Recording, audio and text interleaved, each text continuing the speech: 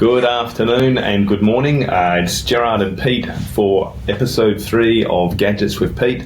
Apologies, it's been a while since the last one. Had a few other bits and bobs going on, but I thought we'd take the opportunity to step outside today virtually and walk you through our new ERB with all of its features. Pete, I'll hand it over to you to tell the story. Yeah, we thought we'd have a bit of fun today with a recording of an augmented reality walk around of a mock-up of our latest emergency response beacon with every conceivable option we can currently think of. Very keen to find some more gadgets to add. But here we have... let me just pull it back for a second. Yeah. So I'll just pause it there for a second. So here we got, classic inclusion is our voice over IP, the VoIP phone. That's the direct line to those emergency services, those lifeguard organisations. That unit proven itself time and time again, both on our systems and its durability, but also in its ability to save lives. Just that ability to call and say someone's stuck in a rip. So that is a fixed inclusion in our emergency response beacon. And based on the success with that item, we're looking to expand what other things can we get on this pole to help save lives further. So this next item is a lockable case that's opened by calling 000 and get the code. And these cases can hold a defibrillator, a wound kit, first aid kit. So there's a number of things that can be held in there, ready to further, aid in saving lives, which is seems like a no-brainer. And with the ability of our system, we can also track certain items in when they're used, when the doors open. So that can be recorded and start triggering the video recording. So there's some cool stuff we can do with that as well, much like when you start a video call. Yeah, and I think we can also open these with the system. Instead of having to ring someone, you can just press this button, for example. We can open it remotely. We can even power devices that are in there or keep them on trickle charge. Exactly. Quite great opportunity for some small devices in there to be ready to serve. And then, an interesting passive device on the other end. On the side, we've got the classic rescue tube, the foam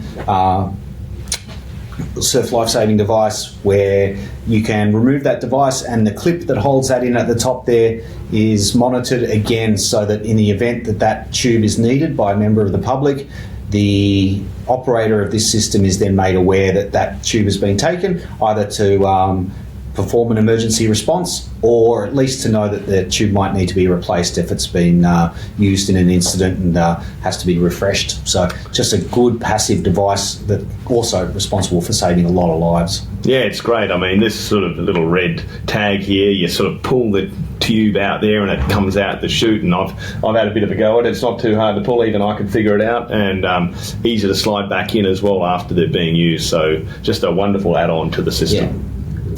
What else have we got?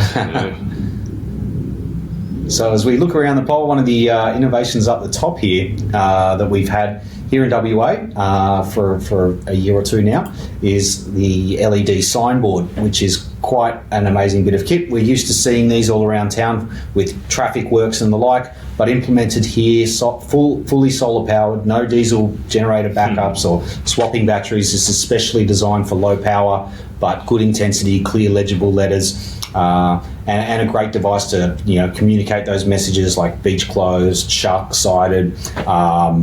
If it's a calm day, perhaps it's just wear your sunscreen. No, but wear your mask. Wear your mask. Hopefully we're past that. Well, we digress. All right, keep and of course, up the top, as you've already noticed, this we've colour-coded the system in the safety yellow used by the surf life-saving organisations around Australia, and we've matched that colour through to our the emergency response beacon version of our HD6 unit and our large star power, which provides that great uptime year-round, runs all those devices, and gives that great reliability for many years.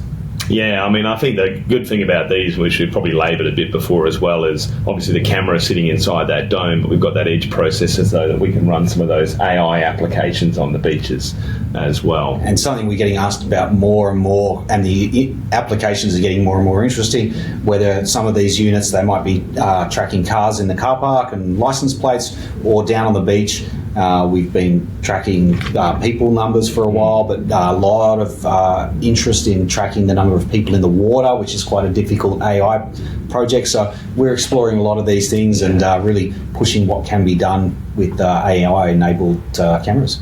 Yes, indeed. So I guess, put it all together, it's a flexible platform. It's a modular platform. We can plug different things in. We can connect all of them, both to power, and by the way, it's Spectur here, connect to power and the internet. And I think it was pretty much a big thumbs up from the team on this job here. No.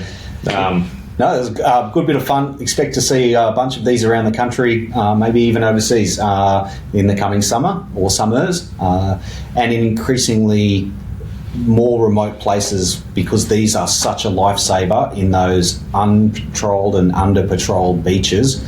And it's just that helping hand, those extra set of eyes can really make the difference between whether that life is lost or not. I'm looking forward to seeing a lot more of these around the country. Well, that's right, and I think, this for me is just a wonderful example of that whole sense, think and act, and, seeing just the range of actions that we can do now is pretty exciting. Right. I haven't quite got arms and legs yet, but maybe that's next week. Yes, exactly. All right, thanks everyone for listening. Thank you. Bye-bye.